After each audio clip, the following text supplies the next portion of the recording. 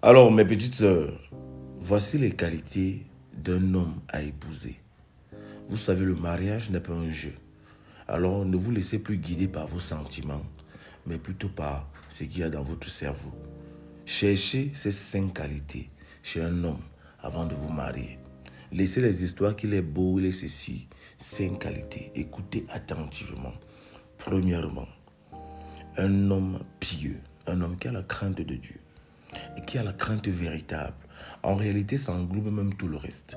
Parce qu'un homme qui craint réellement Dieu, vraiment réellement, c'est un homme qui s'abstient de faire des conneries.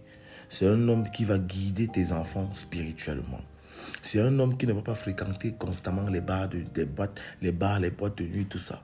Vraiment, tu as ce genre d'homme, tu as gagné beaucoup dans ton foyer. Deuxièmement, un homme responsable. Un homme qui connaît ce qu'il doit faire, quel est son rôle. Un homme à qui tu n'auras pas besoin de rappeler son rôle. Il va tout faire. Il va se comporter comme le chef de famille véritable qu'il est. Troisièmement, un homme attentionné et romantique. Parce que vous savez, on a tous besoin de ça. Un homme qui saura te faire des câlins quand il le faut. Un homme qui saura te réchauffer le cœur quand il le faut. Un homme qui saura arroser votre amour par de belles paroles, par des petits voyages et tout ça. C'est important. Ça, c'est des qualités d'un bon mari. Quatrièmement, un homme qui ne va pas te laisser travailler seul. Un homme qui va travailler avec toi. Un homme qui sera là. Que quand il sera à la maison comme ça, il va de temps en temps te dire chérie, repose-toi, je vais faire manger. Un homme qui n'a pas de problème avec les tâches ménagères. Un homme qui ne te considérera pas comme sa ménagère. C'est ça que j'appelle travailler avec toi.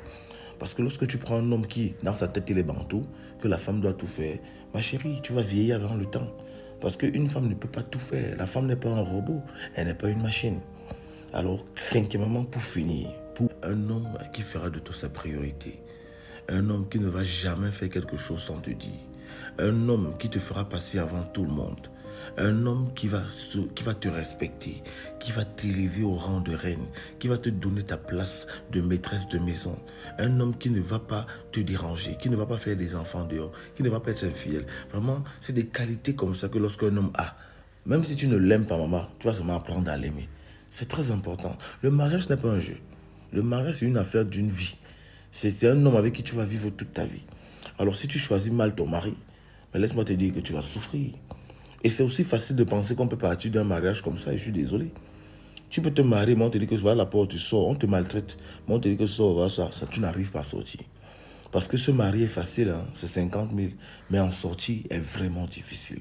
Alors faites les bons choix.